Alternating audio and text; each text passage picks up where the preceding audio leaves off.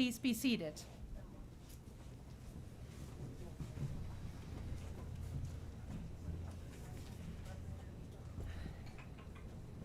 Graduates, families, significant others, friends, distinguished guests, here in person and online, faculty and staff, good afternoon and welcome to the graduation ceremony of the Emory Physician Assistant Class of 2021. I am Maha Lund and have the honor of serving as the Program Director of the Emory PA program.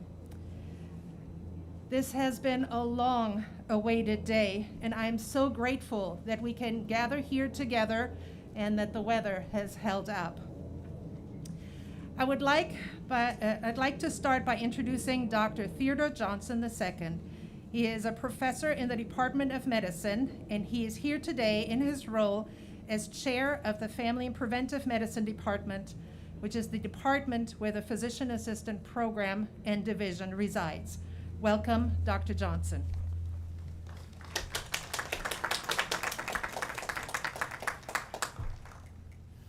Thank you, Dr. Lund. Welcome to this gorgeous and anticipated day.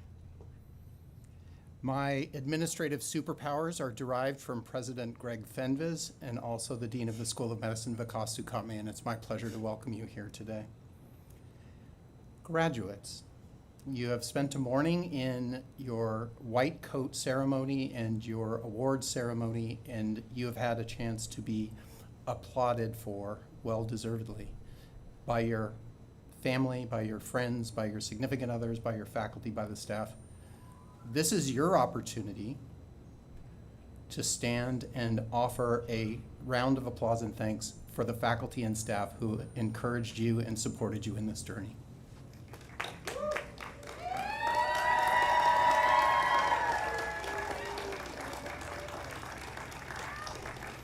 Graduates, while you are still standing, I'd encourage you to turn around and face those behind you who have supported you, stood alongside you, have been your strength and rock,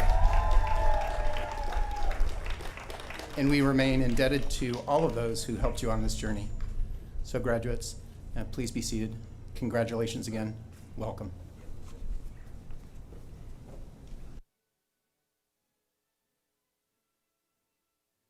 Thank you, Dr. Johnson. I now have the honor of introducing the Venerable Priya Rakit Sraman, a Buddhist chaplain from the Office of Spiritual and Religious Life. Please stand as the Venerable Priya delivers the invocation.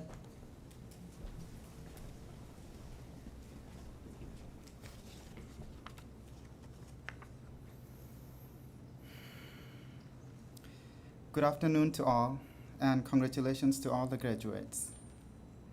As we gather today to recognize and celebrate our graduates, I invite us all to pause for a moment of reflection, a moment of contemplation, a moment of gratitude. The achievements we celebrate today are a result of years of dedication, learning, and of not giving up in the face of so many challenges. Each one of you graduates know too well the sources of strength and friendship that supported you during all the challenging times, especially in the recent months. May you feel sincere gratitude to the teachers, administrators, and your families and friends who were with you all along the journey and who stand beside you today. Let us pray that as you go into the world, you will not hesitate to care for others. May you continue the journey, attending to others with as much compassion as you would for yourselves. May you take the strength, resilience, and courage as blessings cultivated through your difficulties and share them with many others so that they will overcome theirs. On this threshold day, may the light and grace that surrounds you sustain and inspire you into the next phase of your journey. Thank you.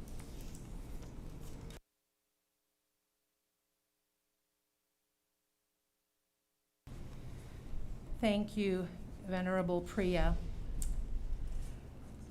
Please be seated.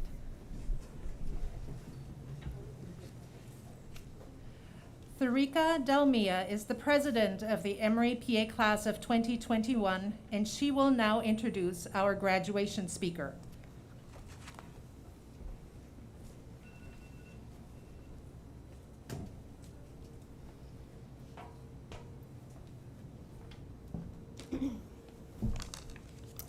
Good afternoon, everyone. My name is Tarika. It is my distinct honor to introduce Mr. Charles Bearden, a practicing PA for over 48 years and was part of Emory's very first Physician Associate program class in 1971. Mr. Bearden has the distinction of being the longest practicing organ recovery transplant coordinator in the U.S., with over 40 years of coordinating heart, lung, kidney, pancreas, and intestinal organ transplants.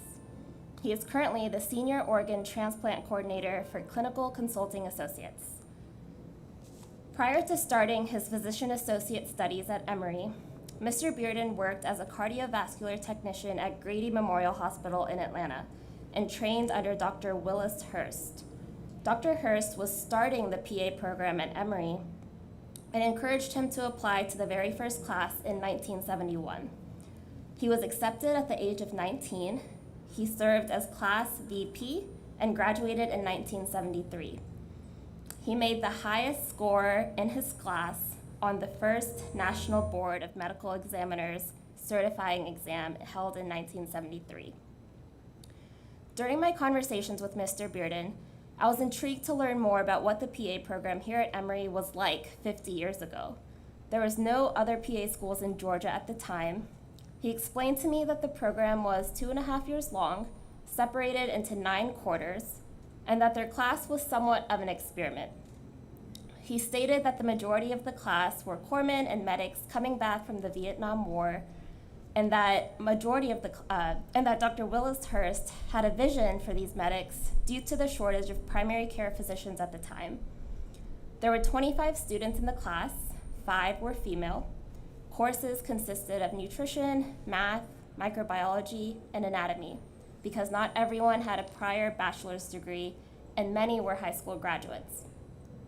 For clinical rotations, he remembers having the option to go to Grady for surgery or Columbus, Georgia for family practice.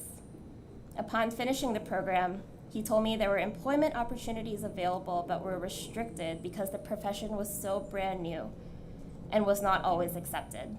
The starting salary for PAs at the time was $12,000 a year. When asked if he felt ready to start working, he jokingly responded, "No, but isn't that why we say we practice medicine?" Mr. Bearden's first position after graduating Emory's PA school was with a private family practice and cardiology office in Dunwoody. He then moved to a neurosurgery practice in Atlanta. Further in his career, he worked as a criminal investigator and a regulatory agent for the Georgia State Board of Medical Examiners until he found his true calling as one of the first organ recovery and transplant coordinators with DCI Donor Services. In 1978, he co-founded and co-directed the first organ bank in Atlanta. In 2008, he became one of the first virtual organ transplant coordinators in the country for Clinical Consulting Associates, and continues his work there today. He has been certified by the American Board of Transplant Coordination for 35 years. Mr. Bearden currently serves on a National Academy of Medicine committee shaping future organ donation and transplantation policy. He and his classmates paved the way for us to have the opportunities we have now and the jobs we are getting. The final thing that I remember him saying is, "You have so many opportunities to move around and do things that have never been done before." So without further ado, I introduce Mr. Charles Bearden.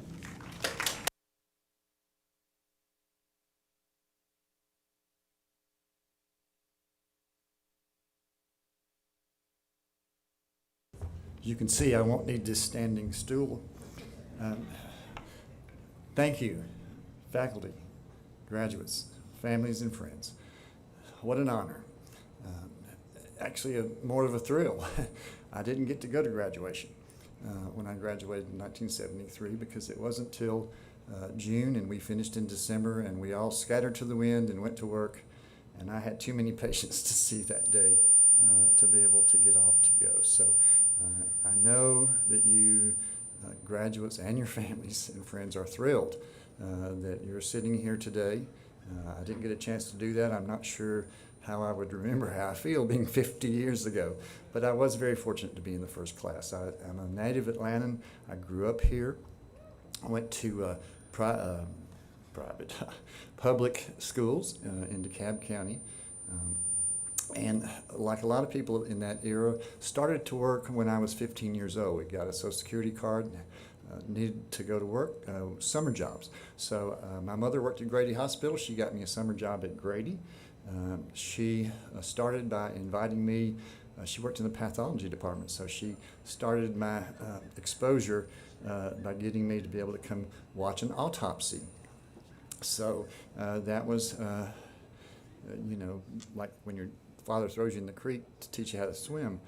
It was not what I expected. It was shocking. It was amazing. It was mystifying. I had no idea that people looked like that on the inside. So I guess because I did okay there, I went further on up in the Grady system. One of the few people who started in the basement throwing away old medical records as a summer job. There was an elevator that we rode up through Grady Hospital to the cardiology department, the EKG department. And I would ride that elevator every day and met the lady who was in charge of that department, and she gave me summer jobs as a cardiovascular technician. And this was in a department of, luminaries would be an understatement. J. Willis Hurst was there, and Nanette Winger was there, and Robert Chalant was there, and Bruce Logue was there. And if you look at their copy of The Heart, you will see all of those names. So it was some amazing people to be exposed to when you were 15 and 16 years old. So I was particularly impressed with Dr. Hurst because of the way he acted and conducted himself. He was so regal and quiet and effective and nice, and he was very nice to me. And we had opportunity to do a lot of work with them on phonocardiograms and echocardiograms. No, I'm sorry, echo had not been invented yet. Phonocardiograms, vector cardiograms, just a number of different more academic approaches, but we mostly did EKGs, and one of the first things they did was put me on the Code 99 team at Grady. So I was running around the hospital whenever they called a Code 99, pulling a one-channel EKG machine that I had to hook up to the patients who were getting CPR. So I had a lot of exposure to the acuity, but that's really where I saw Dr. Hurst first with his, I think they were called medical specialty assistant. They were going to be called that, cardiac. It didn't obviously work out, but I think he was friends with Dr. Stead, so he wanted to start a PA program in Emory, and he did encourage me to apply, which I did, and I was young and didn't know what a PA was. Nobody knew what a PA was because it was brand new. So I was happy to have that opportunity, very fortunate to be admitted to Emory. I've always thought it's sort of a control because I was the only male in the class who wasn't just back from Vietnam as a medic. We did have actually 30 to start, finished with 25. There were 5 females and the rest were males. And they all, except me, were back from Vietnam. So it was an interesting demographic. And if you wanted to compare your demographic to our first class, there would be no way you could compare it because these medics were, to say the least, experienced, somewhat salty, not used to being students or being told what to do and those kinds of things. And likewise, I think Emory and the faculty had no idea how to deal with this kind of group of people because they weren't qualified in the way that you were doing.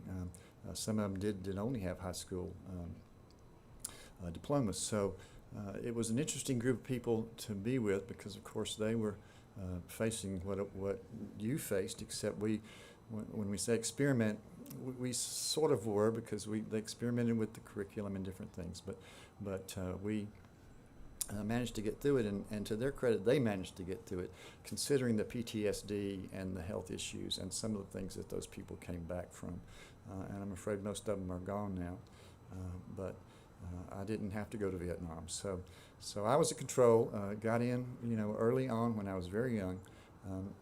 Had about 2 years of college. Many of the corpsmen didn't have any college at all, so they did get a degree when they, we got certificates when we graduated in December that said we were physician associates, because most of the big PA programs used that title back before the AMA made us change it. So we were an interesting group of people. They're very different from you, but we did make it through, and we did have our ceremony. And like I said, graduation wasn't until June, so I didn't go back. So, wow.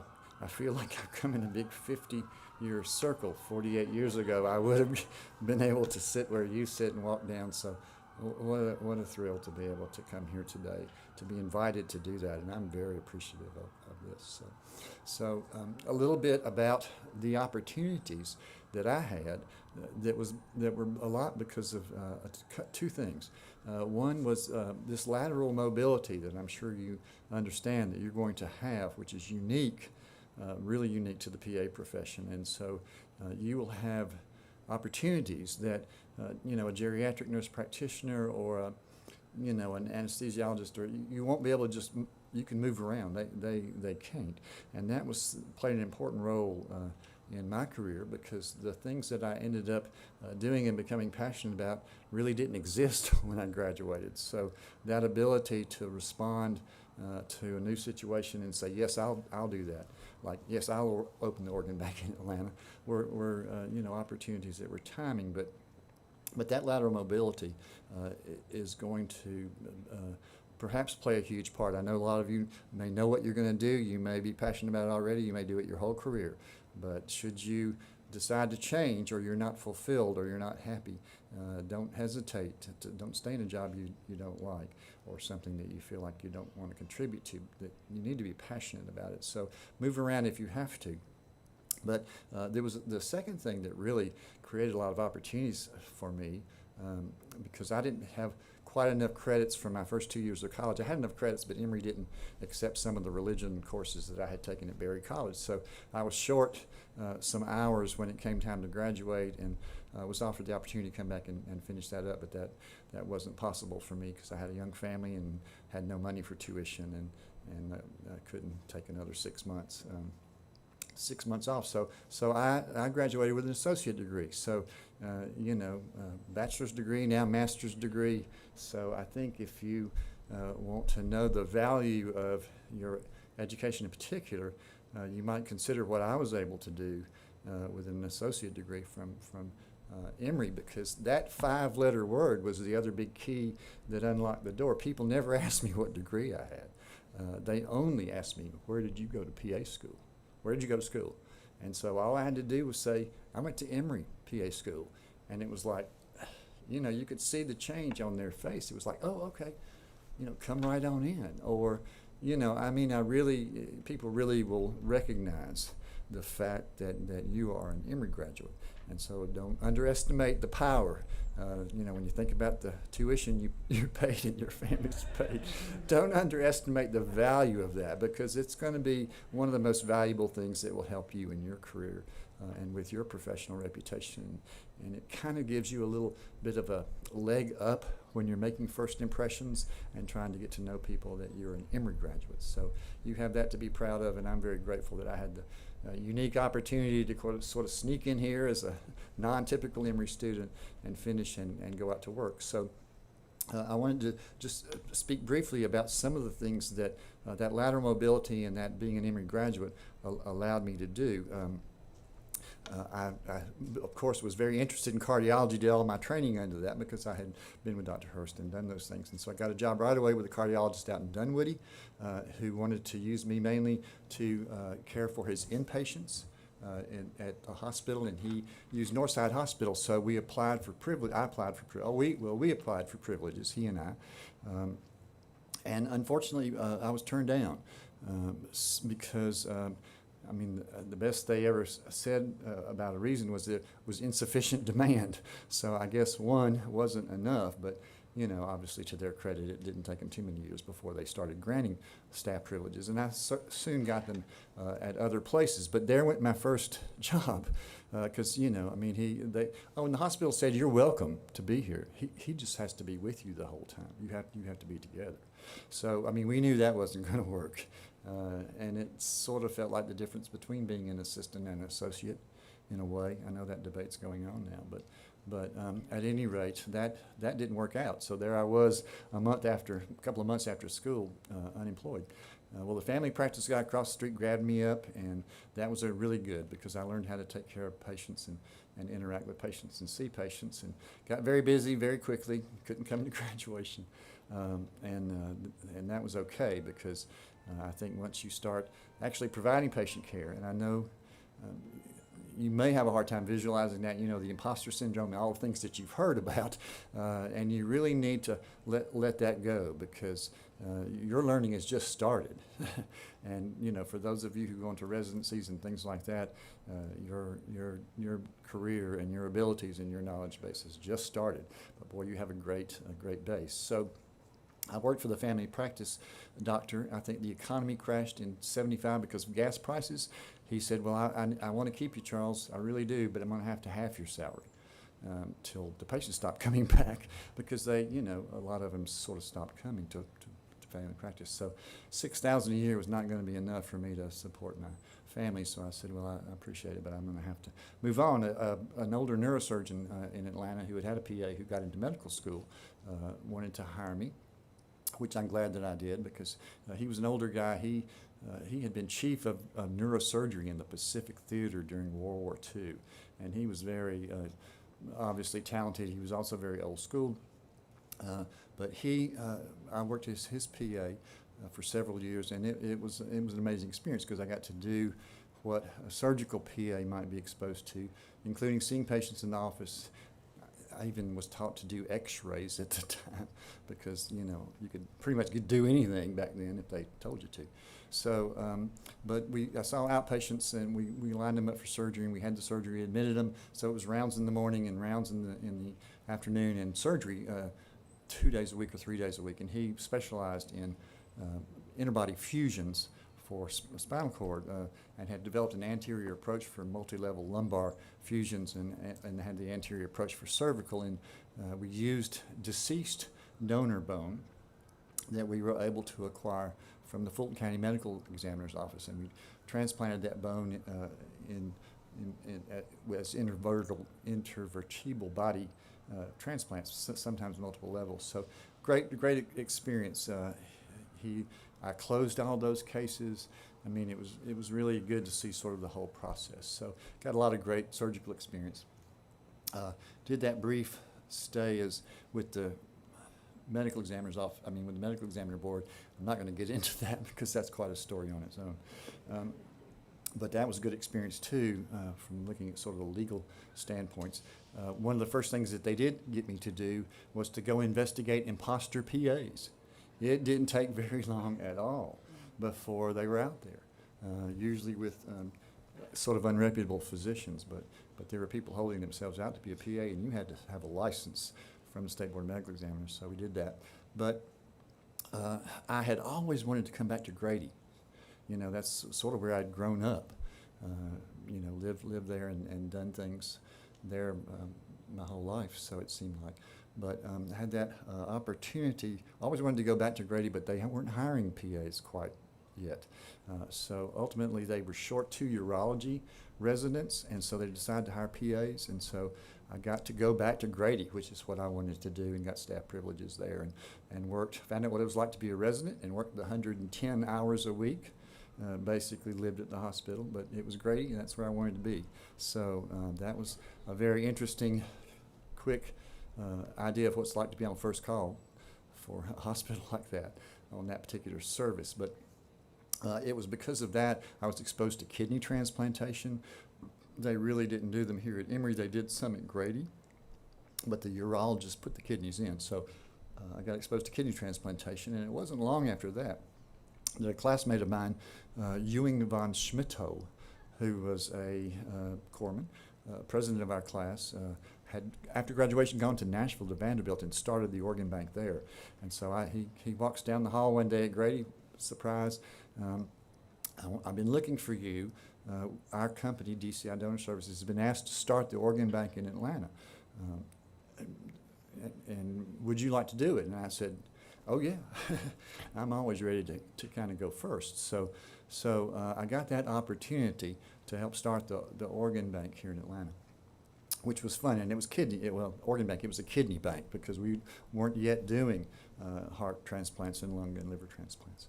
But that followed not too long into my career where cyclosporin became available, and that really changed transplant and made all of the extrarenal transplants, as we call them, possible. So one of the requirements of the job that he told me that sounded really interesting to me was that, of course, there weren't a lot of transplant surgeons and there weren't a lot of people who knew how to recover kidneys from brain dead or deceased donors for transplants. So he said, one of the things that we'll have to teach you to do, because it'll be your responsibility, is you're going to have to do that surgery. You're going to have to be the person to take the kidneys out of these donors. And it was a transabdominal procedure. You know, you had to get back to the posterior peritoneum and take them en bloc with sections of aorta and vena cava. It was quite the anatomy lesson. But I went to Vanderbilt for a couple of months, went to Nashville and learned how to do that surgical procedure. So, and came back to Atlanta with that being one of the jobs that I had with the organ bank. And spent the next couple of years training surgeons out in the community to do it, so that we could get people involved, because organ donation was new. People were having trouble accepting it, just like they did when the PA profession was new, because it's something new and a lot of people get insecure, but without needing to. Nevertheless, it was a fabulous opportunity to get out. We had donors in all the hospitals around Atlanta, so I did lots and lots and lots of casework where I would scrub in and I would talk the surgeon into coming in the middle of the night, tell him I was going to pay him, and then I'd show him how to do it. And you'd be surprised. I found a lot of urologists and general surgeons and people to do that, but that particular skill put me in a very unique position. When cyclosporin came around, and then we had a need to recover other organs from these donors, the hearts and the livers, and eventually the lungs, pancreas, those types of things. So in those days, there was no national sharing system like there is now, and the transplant coordinators were the ones that had invented this first extrarenal organ sharing system that I was involved in. So we did some of the very first matching of an organ from a donor to a patient needing a transplant, and many of those transplants, it was the first time they had done them, so they had not ever had experience with that before. So we actually invited these teams to come to Atlanta when we had a donor. When they were the big new transplant programs, Pittsburgh and various places around the country. So they would come as our guests to whichever hospital it would be, and I would get to scrub with whichever surgeon was coming to do the recovery of the heart or the liver or that type of thing. Because my job would be to take out the kidneys, his job would be to take out the other organs. So I had this opportunity, and if you had told me that I would one day be standing at a scrub sink 10 years after I graduated, scrubbing in to do surgery, with the person standing next to me was Thomas Starzl, the father of liver transplantation and olive transplantation. So I really got to work with all of these really famous surgeons, and I saw how good he was. Oh, he was everything that he was supposed to be. And the only thing that he wasn't, to me, was he was very acidic and sharp and tough to work under. But when he was getting invited somewhere before you had to have them come, he was very nice to people. So he would take me back to Pittsburgh to watch a transplant and do things like that. But I got to operate a lot with Dr. Starzl because we were trying to prove to the kidney transplant programs around the country that taking the kidneys out, taking a liver out or another organ out, but specifically the liver, would not harm the kidneys, because liver transplantation was a pretty messy affair for a long time as far as blood loss until they invented the veno-veno bypass. So, surgeons would hear these anecdotal things about bleeding out and that kind of thing and said, oh no, not my donor. So we were able to convince the skeptical surgeons around the country that taking out these organs wasn't going to harm anything. So I was very grateful to have gotten involved with that through Dr. Starzl. But a lot of the first transplants that they did in the United States, we hadn't developed a lot of the preservation techniques, and so we weren't sure how long we could keep the organ outside of the body. You know, the organ preservation was simply removing it from an intact circulation, removing the blood from the organ, and flushing preservation solutions through it and taking it down to, 4 or 7 degrees centigrade. So it's sort of putting it in a state of suspended animation. We could get away with that for 24, 48 hours on kidneys, but just 4 hours on hearts and 4 and 6 hours on lungs and a little bit longer on livers. So, but we didn't know that at the time because we'd never done these transplants before. So they required us to actually have our donor in an adjacent operating room to the recipient. Well, the recipients weren't in Atlanta, so we had to transport those patients on maximal support by air to those various transplant centers around North America, actually. And so I had the opportunity to work and get involved with some of the very first transplants. Transplant, at that time, we had some spectacular successes, because obviously there were lots of good karma behind organ donation and transplant. You had a donor family who voluntarily, altruistically, at the very worst time of their life, could make a decision to donate those organs and help someone. And then you had these recipients that when they did well, they had these amazing recoveries and were given a second chance. It was like Lazarus. And they, it was impressive when you succeeded, but we had spectacular failures on the way to get there. So one that's particularly memorable that I'll mention, because you have to be able to learn to deal with the failures to enjoy the successes that should come as a part of that learning curve about things that you didn't know because you hadn't done it before. So there were things that we didn't know, and we found out the hard way. We had a patient from Atlanta who had paraquat poisoning. There was actually only one ECMO machine in North America at the time, 1982.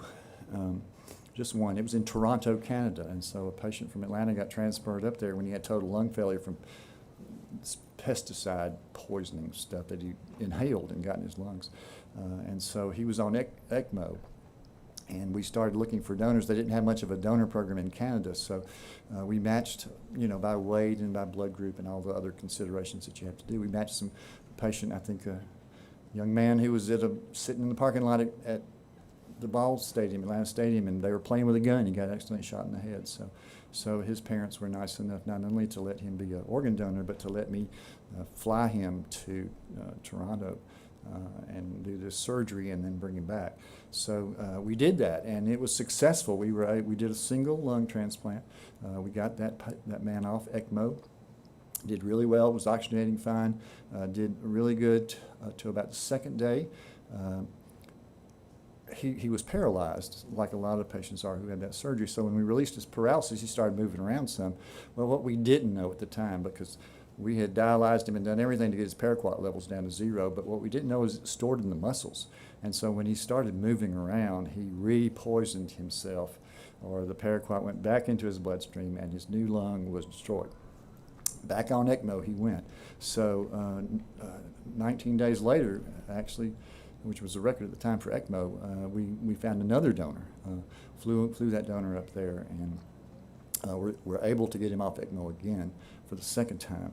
And at the time, he had to survive 6 months, and he didn't quite make it at 6 months. So he wasn't the first successful lung transplant. I guess he was the last unsuccessful one, but I think they learned a lot more than they would have ever done with a less sick patient. So it was a horrible failure to have to endure, but the next one they did was an emphysema patient who walked into the hospital, got a transplant, walked out. Lived several years, and that was the first successful transplant. Joel Cooper, Toronto in 1983. So I got an opportunity to do that, but obviously it didn't work out the way we wanted to, but we really learned a great deal. So I had that opportunity. One of the best ones I had moving on to a more successful story was Leonard Bailey in the mid-'80s did Baby Faye, was so desperate to transplant newborns with hypoplastic left heart syndrome who would die almost right away when they were removed from their mother's circulation. He was tired of seeing that happen, so he did the baboon heart transplant. And you probably hadn't been born yet, maybe, you guys. I'm not sure what you remember about that, but it was a lot of criticism. Of course, she did fine. She came right off bypass and did all those kinds of things and did very well until ultimately the cross-species rejection occurred, which was just too much to overcome. So, but it raised the issue of, well, why didn't you use a human heart donor? Well, nobody had ever heard of a newborn heart donor. But as it turned out,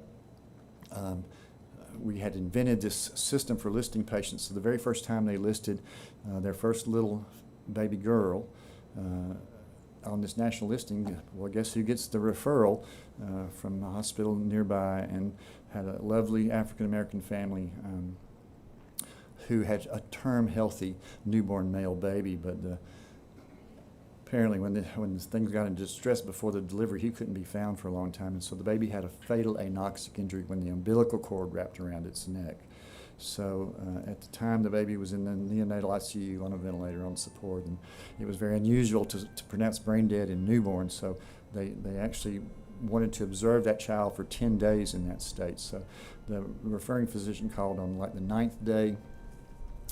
I went, didn't talk to the family, evaluated the donor, checked our national listing, didn't see anybody because there weren't any to begin with, or there were about to be. So I did say I'd come back the next day because that was the 10th day when she was going to do the pronouncement and then they were going to withdraw the life support. So went back the next day and sure enough, there was who they ended up calling Baby Eve, 16 days old, needed a heart transplant, certain blood type, obviously newborn size. I went and talked to that family, and they were so nice. It was it wasn't hard, I think, for them to want to see some good come out of it, but letting me take their baby to Loma Linda, California, which is where the transplant had to be done. We had to fly that baby out there. So that was 33 years ago. 33 years ago. Baby Eve's real name is Layla Dowsari. We've been friends on Facebook for such a long time. She's 33 years old. She has 3 children. She was had one, and then she had twins, all boys. So, if you want to see an example of what organ donation can accomplish and what it can mean to people, use Baby Eve as an example, because it propped me up a lot of nights when we did fail, because we knew we could succeed if we tried hard enough. So, gosh, lots of opportunities to do first things, because I was a PA, because I was an Emory PA, and because I knew enough how to do this surgery, just that surgery. So it was an amazing experience now that I look back on it. It really did help get extrarenal organ transplantation started in this country. They had to do some first ones somewhere. So I was very proud and happy to have been a part of that. So opportunities, that's what you're going to have. And they may not exist now. You may not know. And I could give you a whole lot of advice about what to do as a graduate, wear support hose and put your white coat on when you leave the OR if you got scrubs on, and, vet your employers very carefully, and, maintain your professional reputation, because it'll be the most important thing you ever have during your career. And if you need to leave, then leave. If you're unhappy, leave. If you're not passionate, move. Or if you come, like I have a couple of times in my career, to this fork in the road where you kind of have to decide which way to go, sort of on a moral issue that may have to do with money versus patient care and that kind of thing, then you need to take the right path, the right fork, even if it isn't the most popular thing to do. But I guess my main advice is don't practice for 50 years. It's too long. I hope you all retire, way before then, okay? And I'm glad you'll be able to. The tuition, the starting salary had been $12,000, but guess what the tuition was for my whole PA education? $7,200. So I know there's a lot of groans going on out there, but it'll be worth it because, you know, I may have started at 12,000, but I think in general you're going to be able to add another 0 after the 2. And, you know, you won't get turned down for hospital privileges, and you're accepted, and you've already done that. So we had to prove that as the first PA class, and we worked very hard to be examples and to be leaders and deal with the hostility from nurses and from doctors sometimes and from the hospitals. But the profession speaks for itself, and you've earned every right to do what you're going to do and have the opportunities you're going to do. So if you get situations that come along and you hear of something new and somebody offers you that opportunity, if you're that kind of person, then go for it. Because again, you may not have, none of us may know what's going to happen. I mean, look what happened to your class with COVID, so you really don't know. So I think my advice is just to go out there and get them. You know, you're going to do fine. I can't imagine the things that happened to me just because I was a PA. It's been truly amazing, and you know, helped save over 2,500 lives with all these transplants. But mostly was able to give some comfort and some meaning to a death from a family who's lost a child or a teenager or a spouse or a loved one, because that was what meant the most to me. That was the most difficult part of my job, was counseling and getting consent from those families. So you're going to have who knows what kind of opportunities out there. And I think you ought to embrace them and try things new and don't be afraid. And I think you'll do great. And thanks again for having me here today to tell you.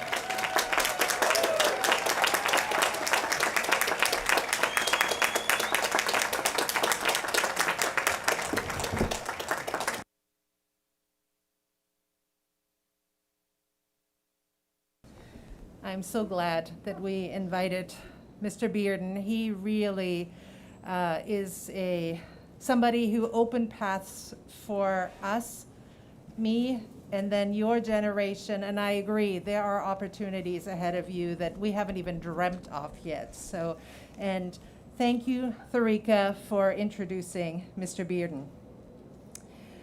So we will now proceed with a hooding of the class of 2021. Karen Newell, a didactic PA faculty member, and Liz Valdez, a clinical PA faculty member of the Emory PA program, will have the honor of hooding our graduates. The names of the graduates will be read by Dr. Jody Guest. She's an associate program director for the PA program and course director of our epidemiology and biostatistics course. She also is responsible for the senior thesis course series. As the students come forward to receive their diplomas, you will notice that they are wearing different color cords. The green cords represent graduation with honors with a program grade point average between 2.8 and 2.89 out of 4. And the gold cord, three, I'm sorry. Well, let me say that again. Okay, you worked too hard for me to mess that up. Okay, the green cords are for a GPA between 3.8 and 3.89 out of 4. You worked too hard. And the gold cords indicate graduating with the highest honor for students who have earned a program GPA of 3.9 or higher out of 4.0.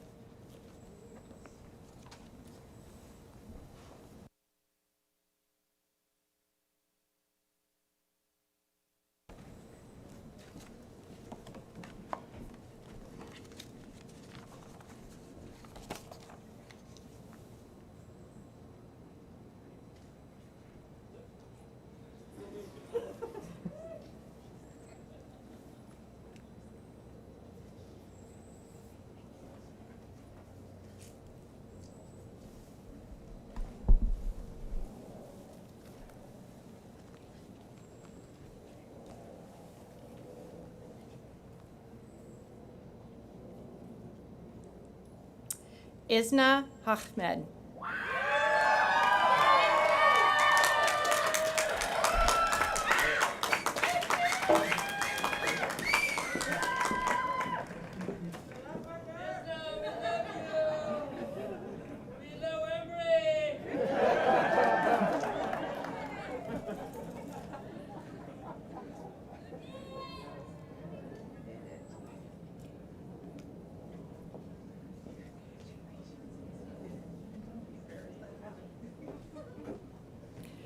Rachel Kaysen Anton.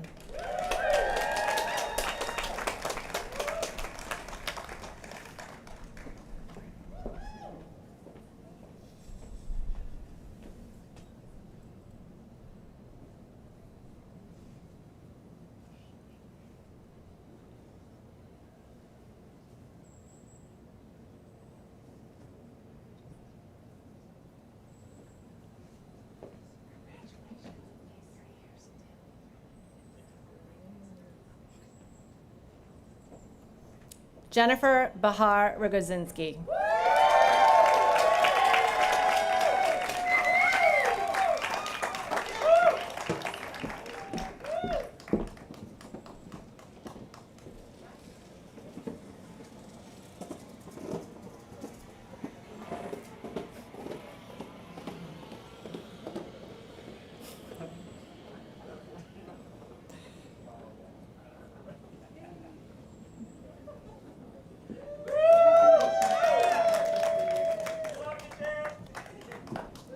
Amanda Catherine Beefert.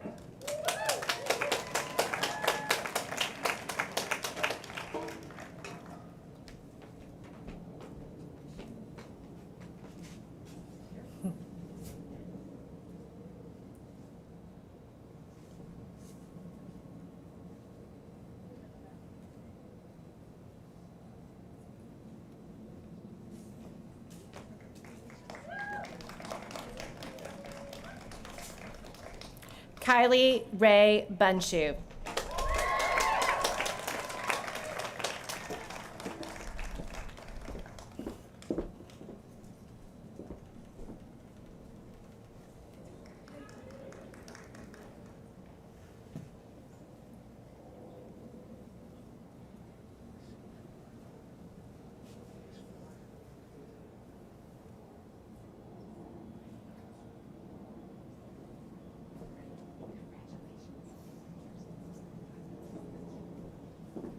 Madison Smith Burr.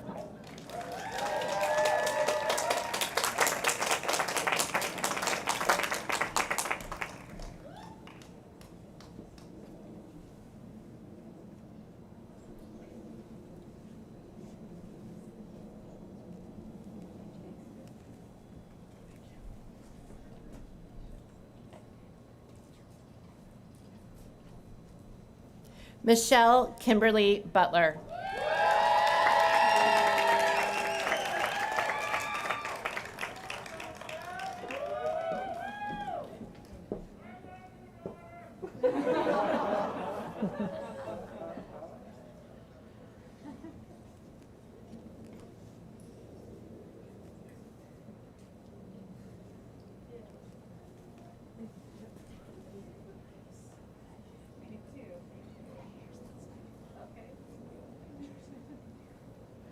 Timothy Joseph Caridi.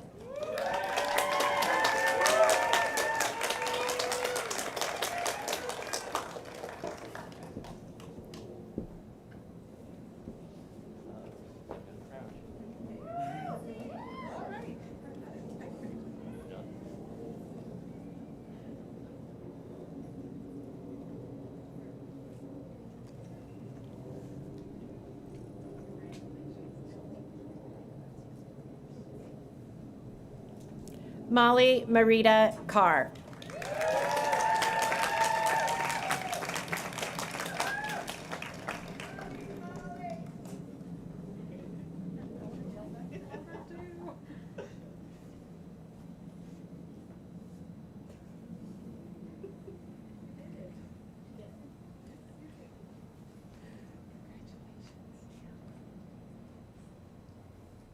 Kelly Patrick Curtis.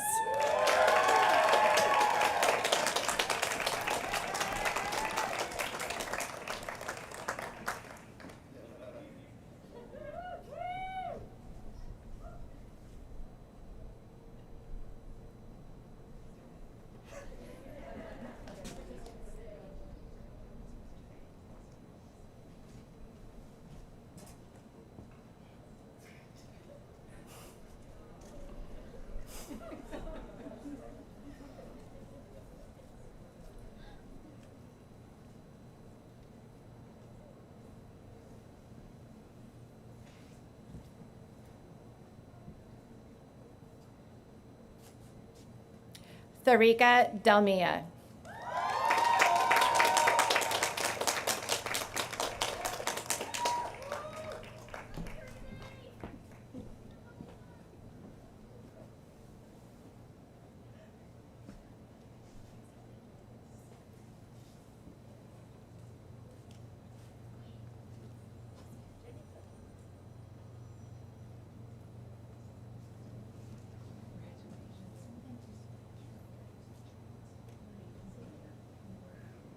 Elroma Alex David.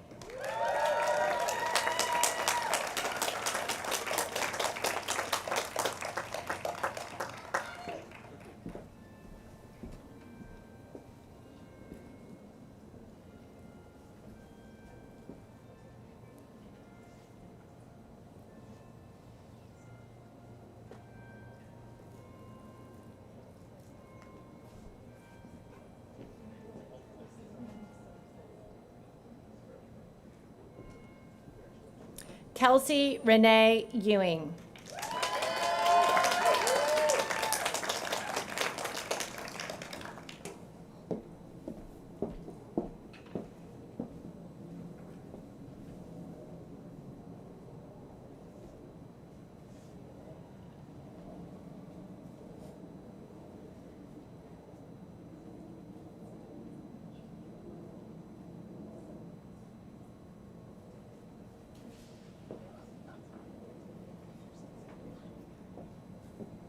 Catherine Elizabeth Gaffney.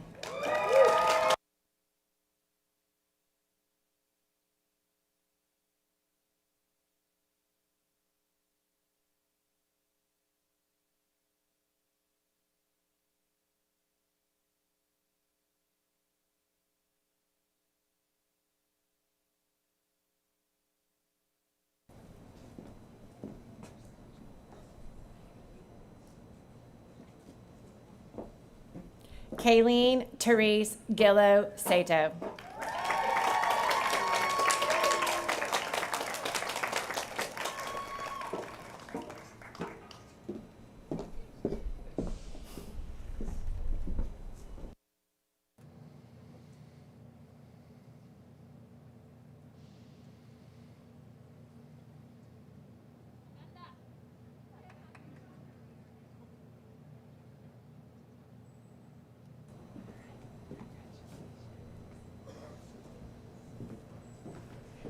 Hannah Elise Gluck.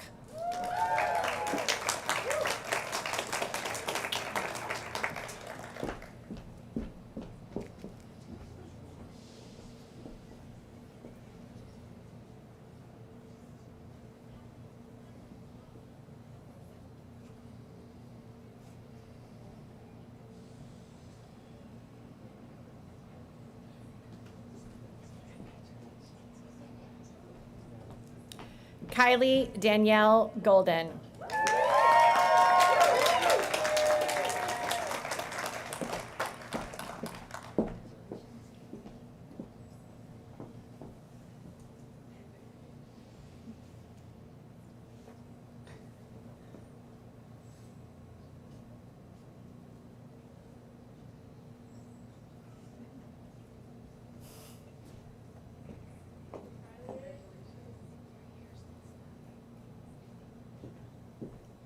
Megan Elizabeth Gravlin.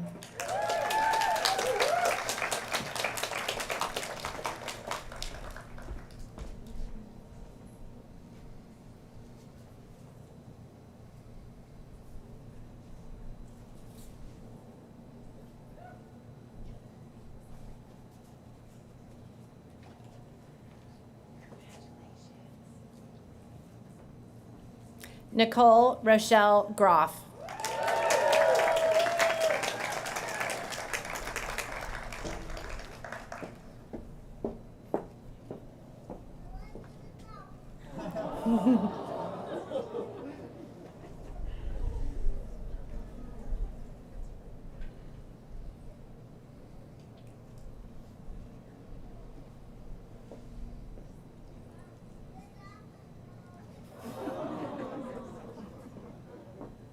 Lindsay Thurman Guevara.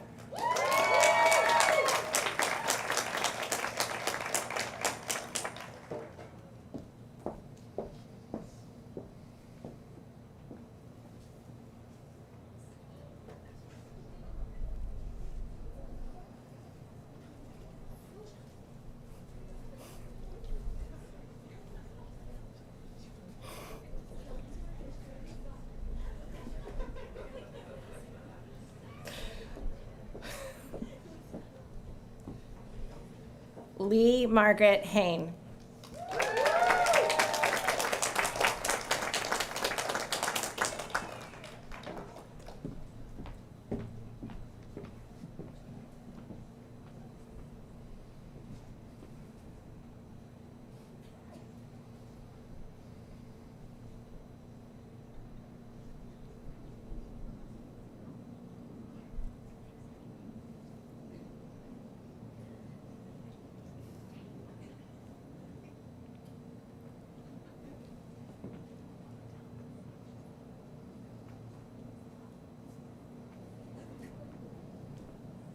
Madeline Jane Hansen.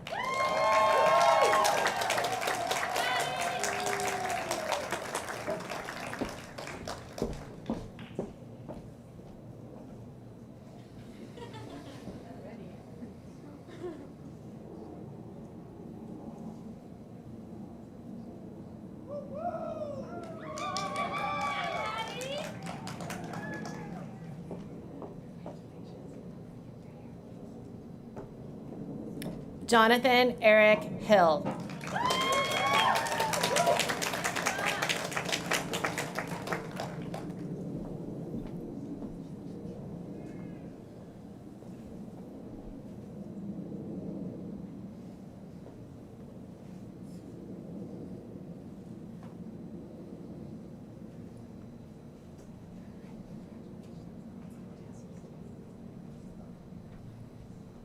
Billy Barron Jacobs III.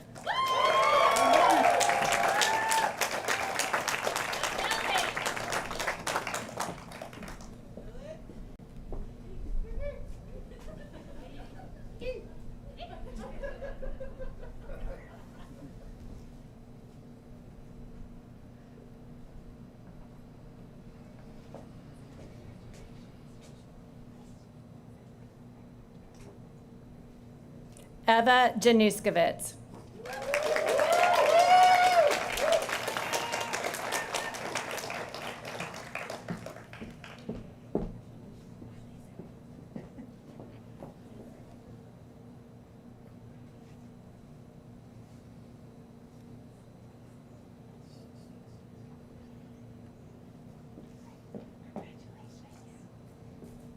Ruben Juarez Hernandez.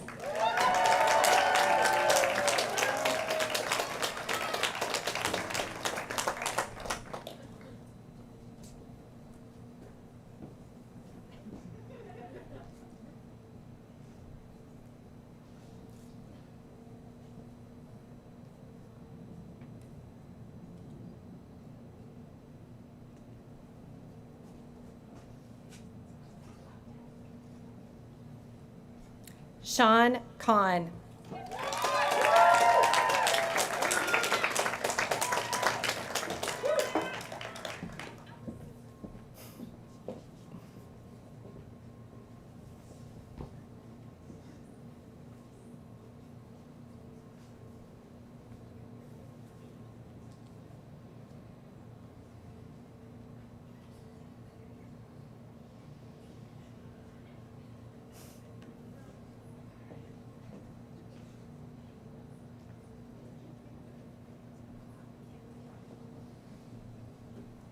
Melanie Ann Mercado Lance.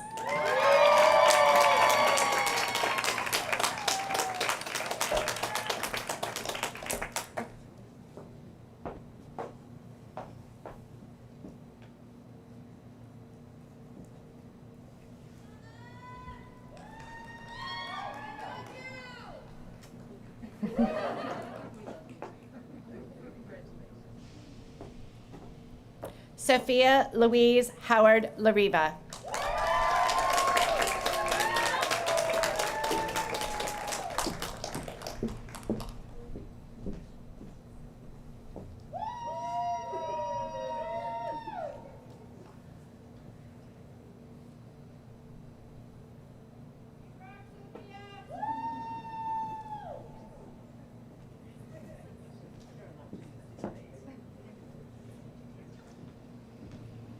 Mary Evelyn Malinowski.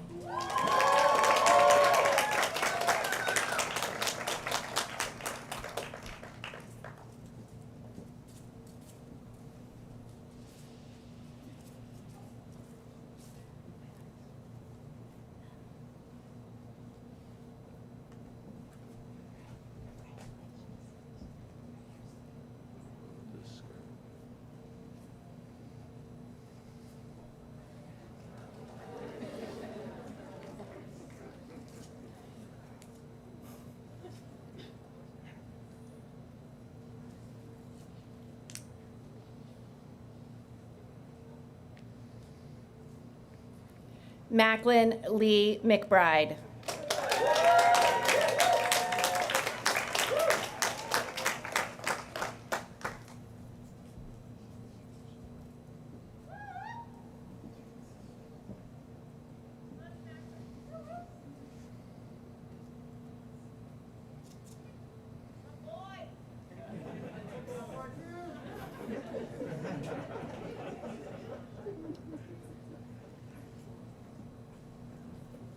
Sarah Elizabeth McBride.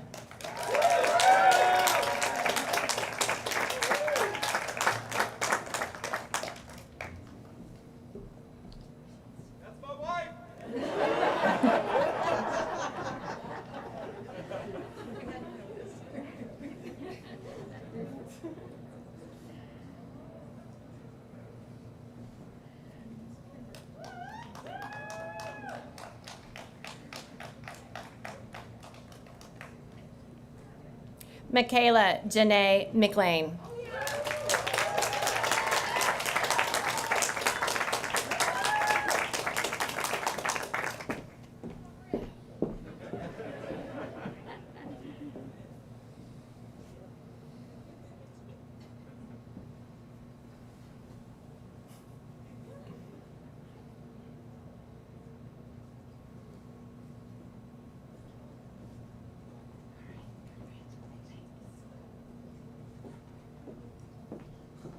Alexandra Helen Milstrom.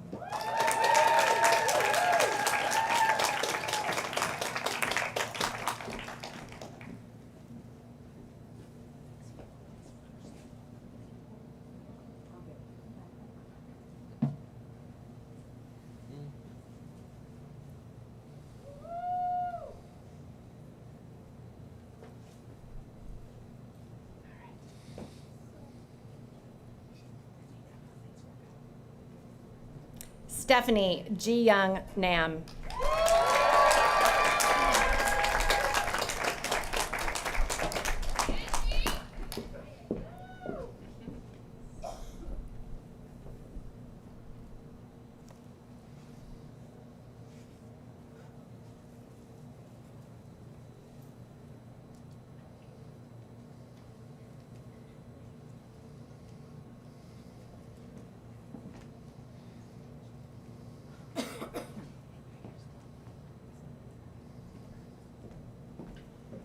Nafisa Janan Page.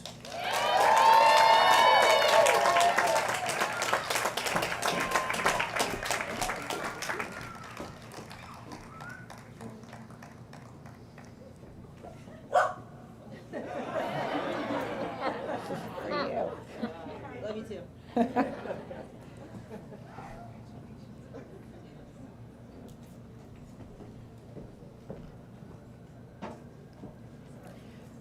Ryan Richard Payne.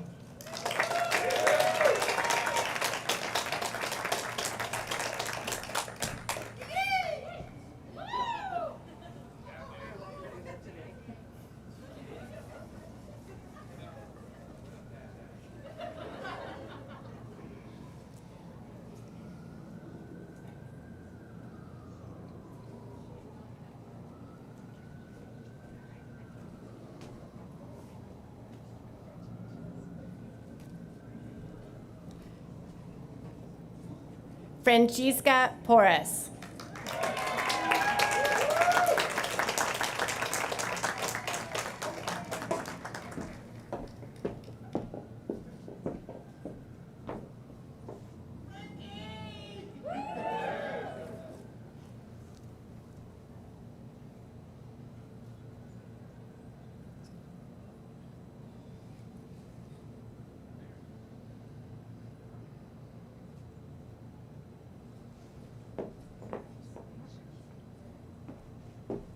Julie Marie Hurl Quintrall.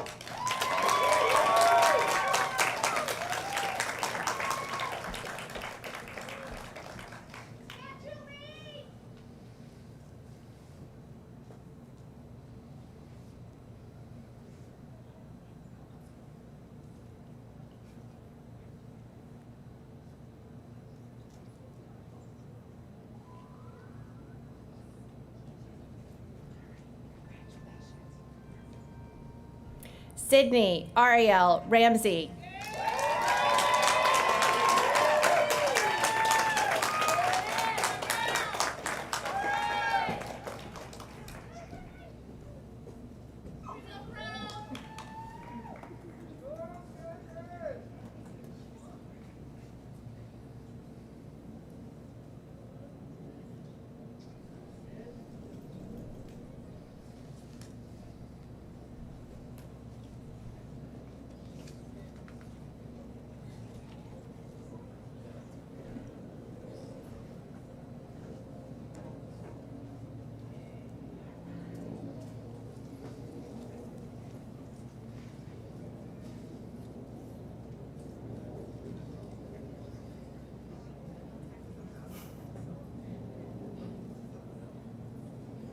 Chantal Dixie Rashid.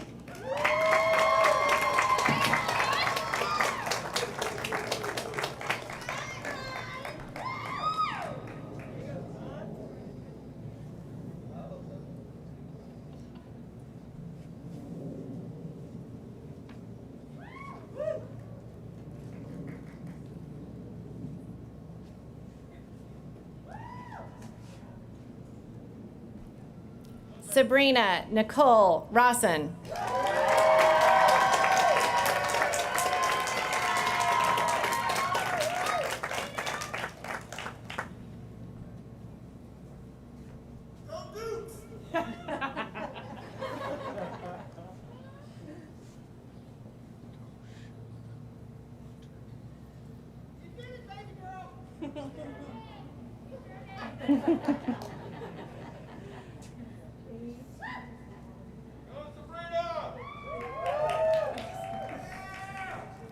Saba Sadat Kansari.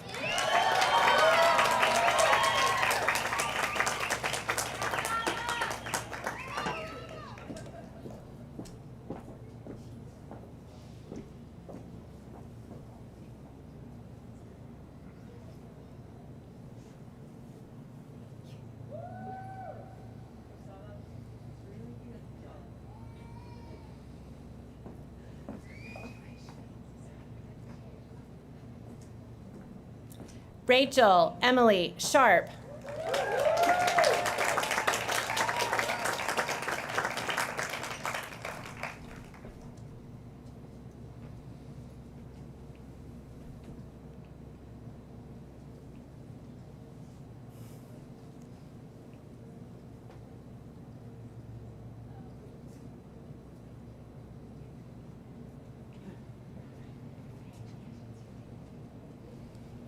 Zachary Robert Sheckley.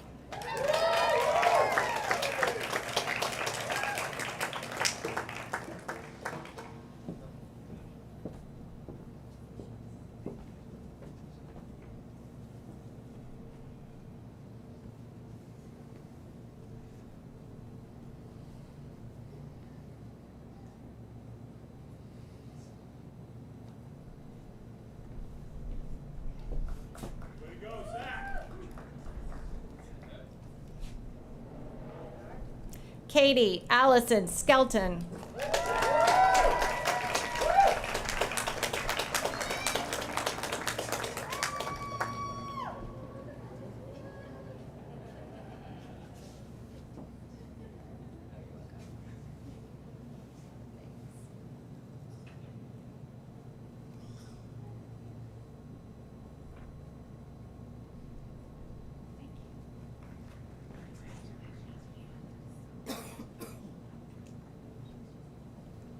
Amy Louise Steigerwald.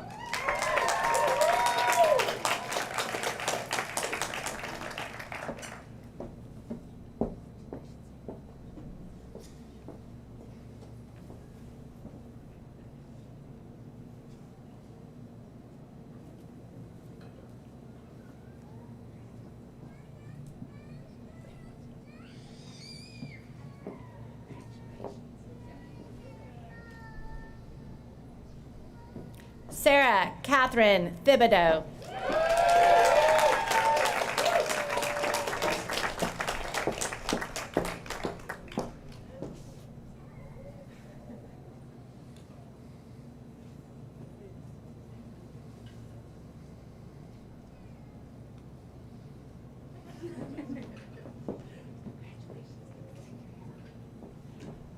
Alexandra Elizabeth Thiel.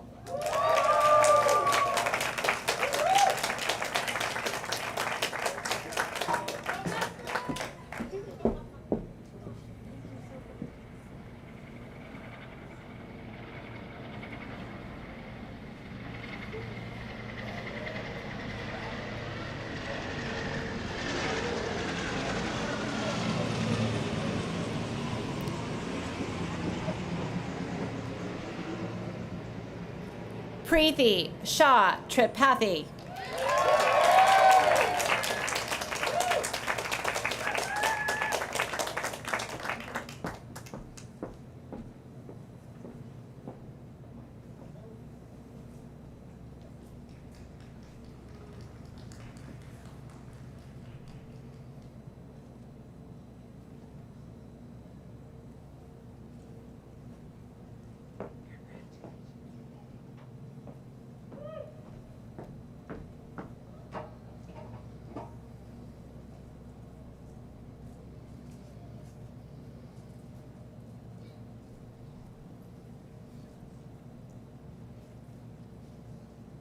Kelsey Anna Troutman.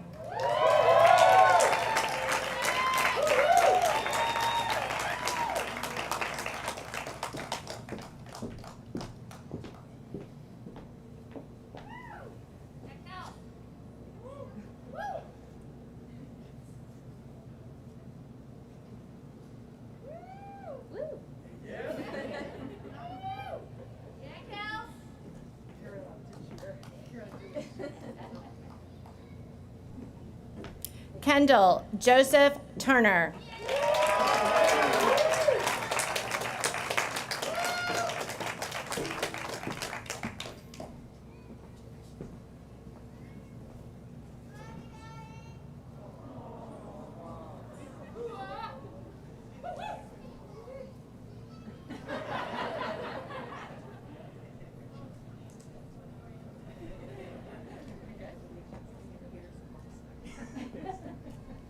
Logan Deliverance Tuttle.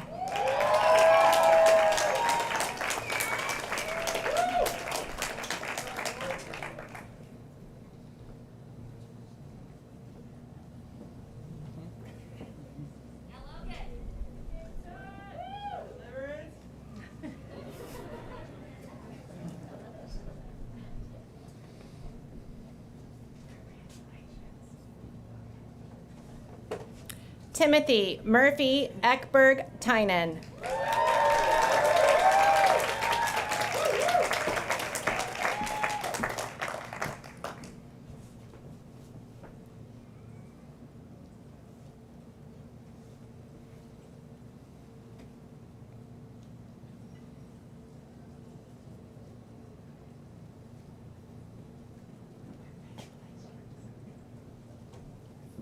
Alicia Ann Walgrave.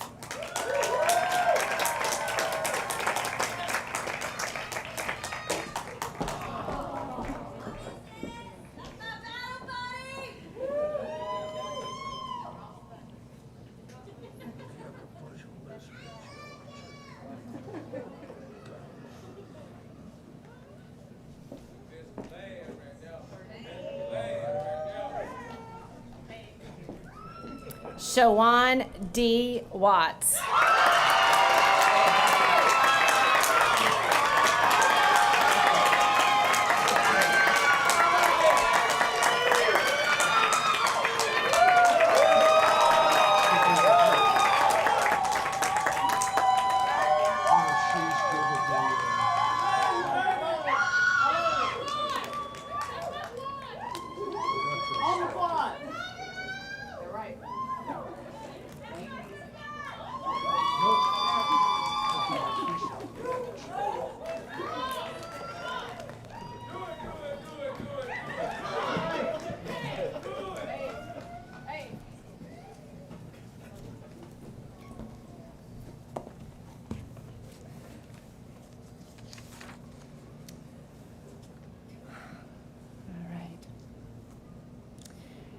We are proud to honor dual degree students who have, in addition to the Master of Medical Science degree, also completed the requisite academic and field work to receive a Master's of Public Health.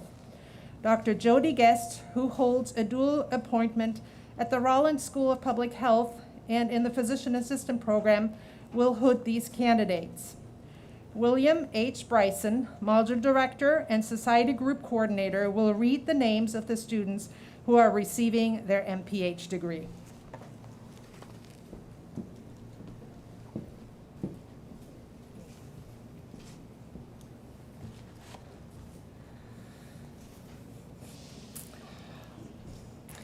Candidates for the Master of Public Health degree, as I call your name, please come forward to receive your hood and diploma.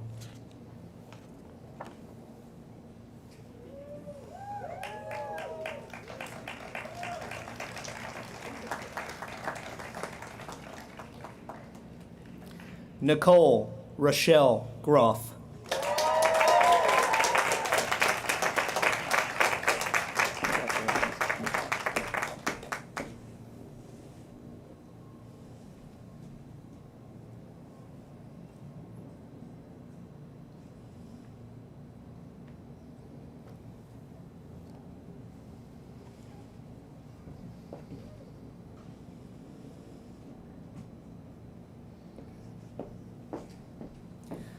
Macklin Lee McBride.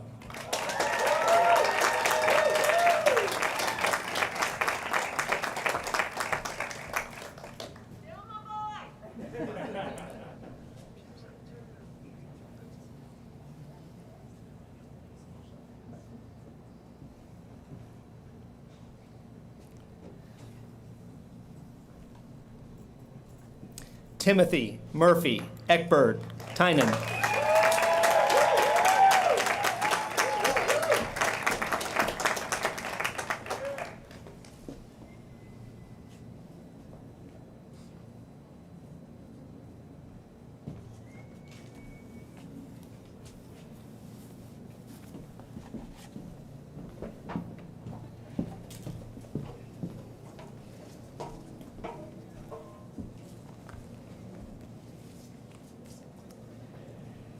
Nafisa Page was selected by the PA class of 2021 to present this year's graduate retrospective.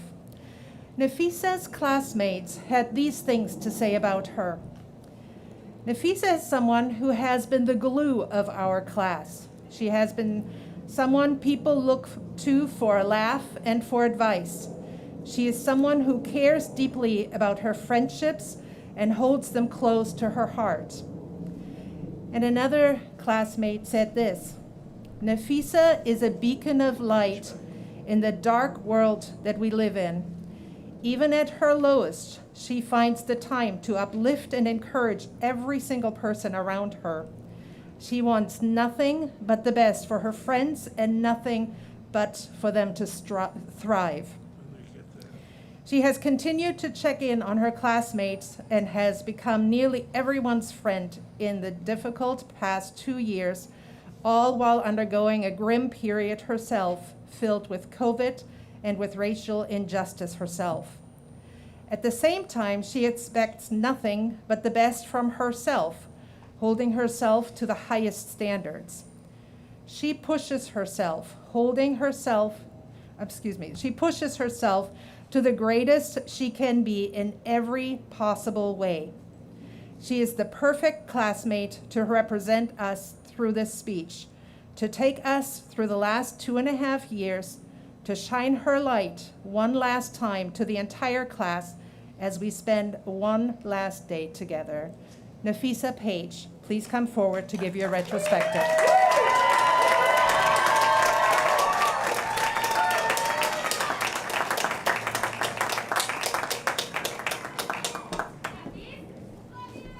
I love you guys. I collect myself here. I was doing so good. And I heard all your nice things. You just gotta let me know if you can't hear me, because, it's also not this long. It's just very, I put it in big size font. Hi, Mom, I see you. All right. Thank you, guys. So, good afternoon. I said, Good afternoon. There we go. I've always wanted to do that. Kind of like Maxine Waters, reclaiming my time. But actually, today is about reclaiming our time. Reclaiming so much lost time together in the year 2020 AC, after COVID. Spending time together, crushing and crashing the law library together, laughing together, just simply being together. And only a little bit of complaining together. A little. Looking amazing in these hoods right now, together. Thriving in abundance, together. Today's about where we've been and where we're going. Reclaiming the time that a lot of us have given up due to the amount of energy, time, and effort we've put in to getting these hoods, to becoming who we are today, to making our families proud. I did drink a lot of water, but I'm nervous. All right. So, before we begin, we are sitting here today, without a doubt, because of those who have sacrificed so that we may reach our highest heights. Because of those who put our own needs before their own. The ones who believed in us. The ones who propelled us. Because of those in our lives, the ones who placed us on their shoulders, not just so we could see further, but so that we would be able to penetrate any barriers and any obstacles, and so that we could see that our goals are more obtainable than we think. We are able to celebrate here today because of those of you, not only in my class, but some of you in the audience who have served. We as a class, throughout this journey, and for many of you here today, have bared the unfortunate and desolate pain of losing a loved one. So before we begin, I would like to have a moment of silence for those we've loved, for those we've wished we'd known,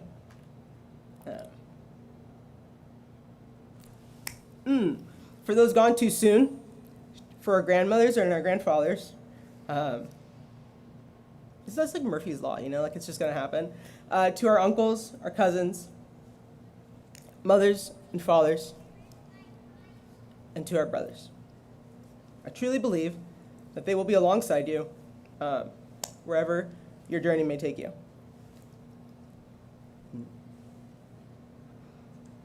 All right, thank you. Let's begin. Full disclosure, I meant to ask Kendall how to actually say coordinates, the right way. So I'm gonna say it maybe how, they say it in the TV shows. So he'll correct me later, but it's 31.55990 due north, 35.4732 due east. I probably botched it. But no, those aren't the countless hours that we've clocked on Zoom. It's not the collective amount of exams that we've taken, nor is it the amount of questions that we've answered. Although, maybe I feel like we probably have answered that many amount of questions. Your third guess also isn't right either. It's not the total amount of tuition before interest or before consolidation. It's also not the cost of a cumulative parking pass for all of us. These are the coordinates to the Dead Sea. And we want to thank you for being here today for our salty graduation. For traveling both near and far, and for all of you that are watching, hopefully on this stream today. Today marks Emory's 49th graduating class from this program, so in a very Nafisa fashion, I've questioned my ability to be able to deliver today. To do you all, my classmates, my friends, all of you, justice as I stand up here today. But then I reflect that 62 years ago, in 1959, Dr. Marion Hood was denied acceptance into Emory University's School of Medicine solely on the basis that he was black. So well, I stand up here today, as faculty that look like me. I have mentors that look like me. And although there's work although there is still work to be done in this crowd, we are getting more and more diverse every day. So I thank you guys for this opportunity, and let's go. All right. So this class, woo! Man, we've been through it all. I would say that our time is comedic gold, but you guys, we've had marriages, divorce, we've had glow-ups, breakups, and breakdowns. Maybe too many breakdowns, but Yet here we are, all crossing the finish line here today. So growth. Growth, you guys, in the context of where we have been and where we are going is truly, truly an understatement. I might be bold enough to say that this class, more than most, know that the world doesn't stop for school. Protests may come and go, and while hearts have bled, it may still bleed, searching for a purpose or wearing the weight of the world, and for some, wearing the weight of our skin tone heavy on our shoulders. Well, all of you guys, regardless of race, skin, creed, sexual identification, well, you guys suited up, and you committed and you held yourself to the highest standards here within these walls. Well, really, you know, the walls of the kitchen, living room, sunroom, or broom closet from which you zoomed. But we did that. We did this. I know.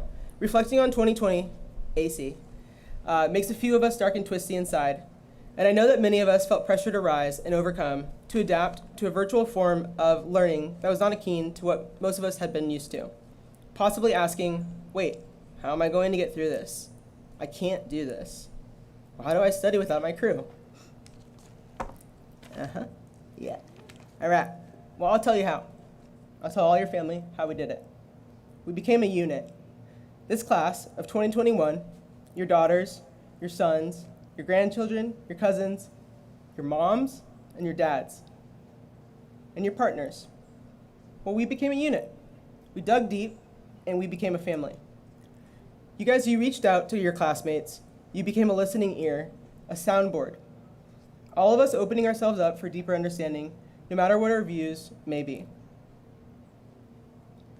When the world shut down, some of you went home. Some of you went home and had to work. Some of us became excellent plant sitters. You helped keep the lights on.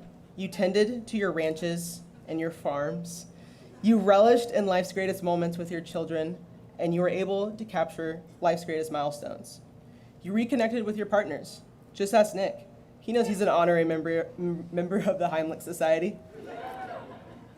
You protected your family, because if not you, who? And I'm proud of you guys for doing what you had to do. Oh, that rhymes. All right. Then, when all that grueling work was done, you logged in, you checked the ever-changing Google Calendar, and you got to work. One lecture and learning objective at a time. And then realistically, you probably logged off because, let's be real, Zoom school was less than ideal. I rhymed again. It was frustrating and it came with its own challenges. But when you reflect on this, you guys, I want you to not just reflect on, I want you to reflect on how you overcame. You were flexible and adaptable. You survived and you thrived. Plus, when you logged off, you probably had at least 12 sequential text messages from me, panic hammering texting you about something else. Where is this video uploaded? Wait, why weren't they recording? Why did they discontinue the chat feature? And then lastly, wait, so is the answer a cheese stick or a graham cracker? Because I'll never know. So I said that we became a family earlier because a family is not without issues. You guys, we are not perfect.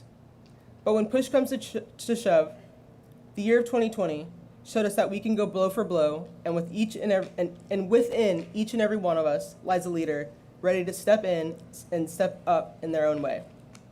Like in cardiology, when classmates hosted additional Zoom sessions. In orthopedics, when Dr. Rogo, I see you, gave us additional lectures on musculoskeletal x-rays. When our athletic trainers stepped in a real big way on Zoom and showing us how to do all the special testing. In emergency medicine, when our medics, our firefighters, and our EMT came together to bring in their family members and qualified members of different aspects of medicine to impart their wisdom and skills, ultimately working towards culminating one of Emory's first student-run emergency medicine clubs. Oops, there's a bug. These are all but a few examples of the way in which we as a class, in which you as individuals stepped in and stepped up. Not for a grade, nor a resume booster, but because you felt it would be what would help lead us to glory. You did what you felt needed to be done. You are all innovators and trailblazers. And I hope you never lose that. Despite these obstacles, You guys, we continue to break barriers, crush national averages. I mean, look at the cohorts. I see you. I see you all. And I truly think this is because we came together as a unit. Again, as a family. We filled in our gaps, and we were there for each other. So as you continue to reflect on your journey throughout PA school, when you reflect on the good, the bad, the ugly, the pterophallentine, I can never say it, ganglion, and all of the dark and dirty and trenches of anatomy, and every last cranial nerve, that I hope that today you also reflect on each other. Reflect on the classmate that called you at some point during PA school, simply to say, hey, I know you're not okay, but how are you? Embrace the ones you've corralled into your tribe, the friendships that you know will transcend wherever life may lead. Reflect on the friendships you didn't think that were going to be possible today. To family and friends, I want to say thank you for sharing your people with me, because your people have become my people. Thank you for allowing us to become a family, bounded by grit, Anki, the anatomy dungeon, and of course, I'm going to say it again, Zoom. Bounded by social injustice and the unwavering desire to leave our slice of the world a better place than we found it.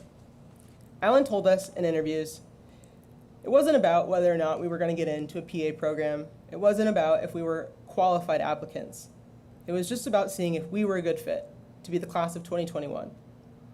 And I truly feel, despite our differences and the diversity that we as a class bring, this fireball of a cohort is the best there ever was. I'm also biased. So when we leave here today to pack up our cars to head to our next destinations, whether that be New York, Virginia, Texas, Illinois, Idaho, Tennessee, Alaska, Florida, etc., despite our newfound need for antihypertensives, PPIs, SSRIs, oxybutynin because, surgery is long. A special shout out to maybe this propanolol for getting me through. I ask you not to reflect on all the time that we've lost, the frustrating components that we've endured over the last 2+ years. We've experienced, I ask you not to reflect on that. We have experienced but reflect knowing you are leaving here today stronger and better. You are leaving here with skills that cannot be taught in a classroom. We are leaving here more ferocious, excited, soon to be PACs. So before we stand and finish up this day, look right, look left, preferably not back because that's kind of awkward, but smile. And know that no matter the distance that life puts between us, no matter where you go, someone here has got you. And I know that because I truly feel that we got each other. Yeah. To the children out there, I love crumb snatchers. So, thank you guys for sharing your moms and your dads. I know they've been a role model for me to look up to. All right, they are what clearly I'm not a mom, right? Because this is just tearing me apart. But so, they are what I call goals. And your parents have taught me so much in such a short amount of time that I know only good things will come as you bask in the winds of their cape and come into your own wonderful tiny humans. So thank you. To our significant others, to our spouses, to our partners in this life and the next, thank you. Whether you've been it's rude. Whether you've been along for multiple seasons of this wild ride or you're tapping in for season 3, thank you. You've experienced the highs and the lows that PA school has brought. You have waited patiently for the phone calls and texts. Well, that test was rough. You want to go eat? You've pushed us to be better. You've laughed with us. You've been frustrated with us. You've picked sides with us. You listened to us beat ourselves up or be hard on ourselves, and you always met us with encouraging words. You cracked the whip when it needed to be cracked. But most importantly, you believed in us. We know it wasn't always a smooth ride. You've embraced the shop talk. You have put our needs, oftentimes, before your own. You've set extra alarms so we can make it to that 4 or 5 a.m. gen surge start time. You've waited up for dinners, but let's blame anatomy because realistically, when you walk in, it's light, and when you come out, it's dark. To our significant others, you did all these things and so much more, not because you felt burdened by these tasks, but because our success was your success too. Today is for us, but today is also for you. Today we say we did it, and we are so happy to reclaim our time with you as our next chapter unfolds. To the unsung heroes and staff, we thank you for always being there for us, to championing for our success. Ursula, you still owe me a pup sub. To the faculty who rose above and beyond the call of duty. To hear our behavioral protest, to take the time to listen, mentor, and guide us. Thank you to the ones who stepped up to help shaping us into the providers we will be beyond what we can learn in the classroom. For the ones that checked in, that sacrifice will forever lay heavy in our hearts. So I wrap up with these last few thoughts.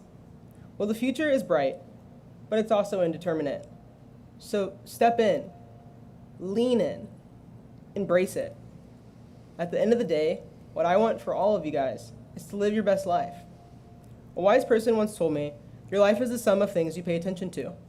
So embrace what comes next. Once again, lean into all the discomfort that life has to offer. Take a deep breath. Take 2 deep breaths, but trust your gut. Know that you are bold and that you are worthy. No pressure, no Rolex, Dad. No pressure, no diamonds. So we will hit roadblocks, and life will hit obstacles, and challenges will arise. And when the pressure comes, just remember, you've drank out of a fire hose. Continue, you guys, to shine bright. Trust your process, whatever that process might be. Remember that today is a commencement, defined as a beginning or a start. We don't need to leave here knowing all the answers, and we especially will never know the answer to if it's cheese stick or if it's a graham cracker. But commit to climbing the ladder of continuous education. And as you climb that ladder of success, drop it back down for someone when they're in need. Be that mentor for the person who mentored you. So the class of 2021, my wish for all of us is to get out there and reclaim our time. Continue to do the work that needs to be done. Continue to commit to anti-racism, to anti-Asian hate, and commit to breaking down the barriers that exist in a world that is oftentimes systemically unjust. Take the world by its horns. Remember that despite our sea of salinity, we will make a slice of the world a better place. We will kick butt and take names. Thank you.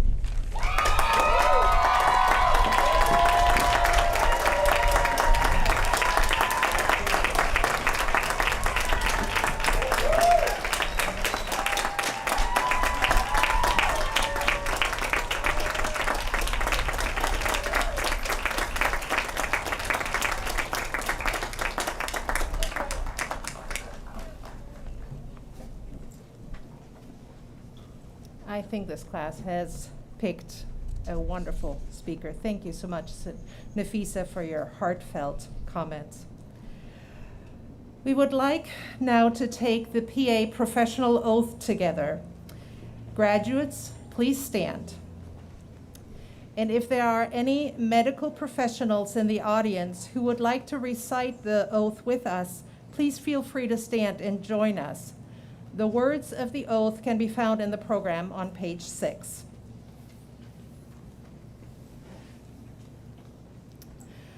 I pledge to perform the following duties with honesty and dedication.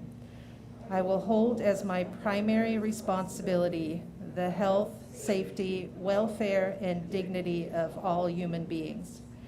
I will uphold the tenets of patient autonomy, beneficence, non-maleficence, and justice. I will recognize and promote the value of diversity.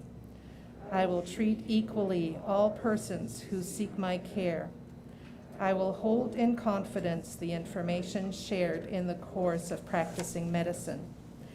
I will assess my personal capabilities and limitations, striving always to improve my medical practice. I will actively seek to expand my knowledge and skills, keeping abreast of advances in medicine. I will work with other members of the healthcare team to provide compassionate and effective care of patients. I will use my knowledge and experience to contribute to an improved community. I will respect my professional relationship with the physician. I will share and expand knowledge within the profession. These duties I pledge with sincerity and upon my honor. Thank you very much. Please be seated.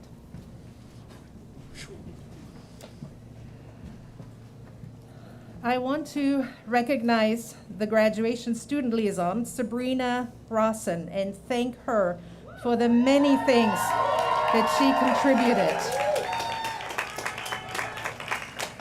She was always available, and I'm so grateful for everything that she did for the award ceremony this morning, and then also this graduation ceremony. Thank you so much, Sabrina.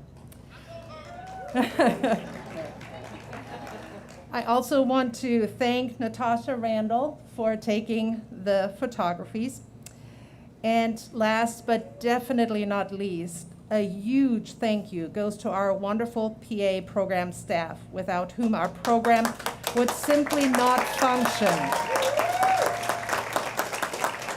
Namely, Kalila, Ursula, Kay, Javar, Tabitha, Erica, and Debbie.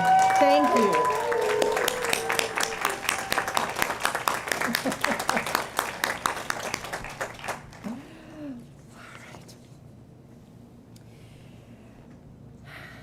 Dear graduates, it has been my pleasure to follow you from interview days to matriculation and now to graduation. The last 2.5 years have been a learning laboratory, not just for PA learning, but also for life learning. I want to thank you for teaching me through your resilience, your passion, and your example. You taught me to stand back up when life is unfair and brings you down, to stay positive in the face of significant life challenges, to keep your head held high when things don't go as planned, to remain kind and supportive when those around you make mistakes, to appreciate opportunities even if they're inconvenient, and you've taught me to celebrate the small and the big events in our lives. As you know, this year is special as we celebrate the 50th anniversary of the founding of the Emory PA program. I have wondered what the first program director and the first faculty thought. Could they have imagined where we would be now 50 years later?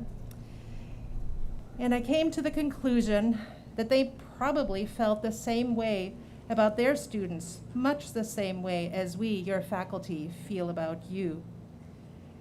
We wish you joy as you embark on your PA journeys. We know that your educational striving will have a positive impact on your families, both immediate and future generations. Move forward with confidence and continue to build on what you have learned here at Emory. May you never become complacent, but also always continue to learn, because your patients deserve your very best.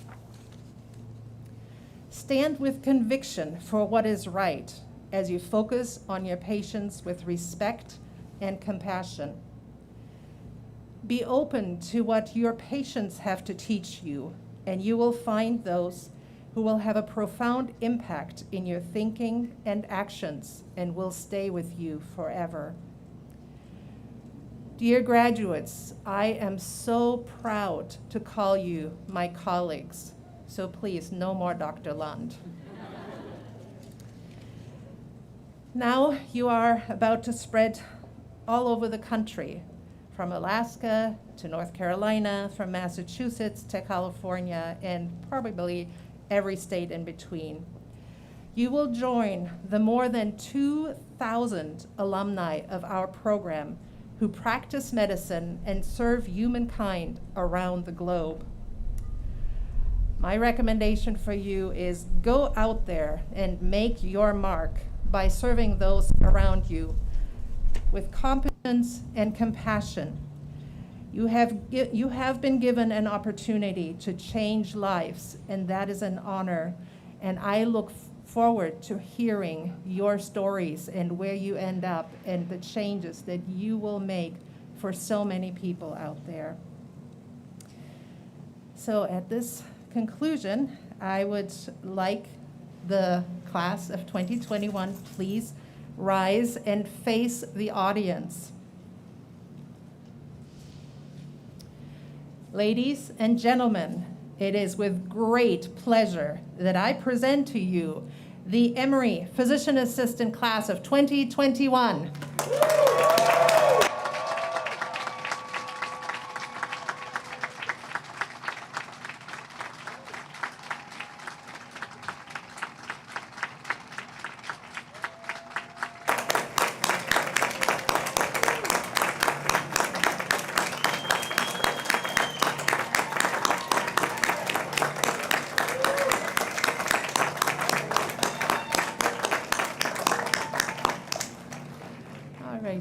Please be seated.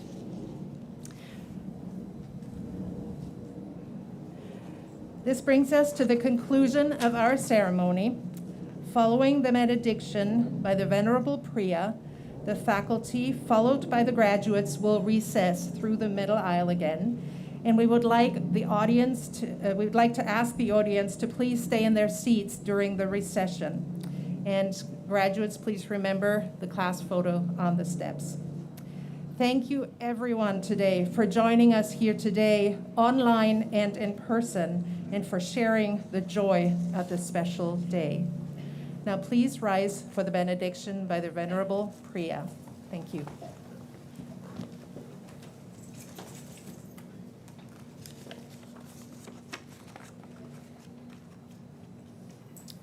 It has been such a wonderful time.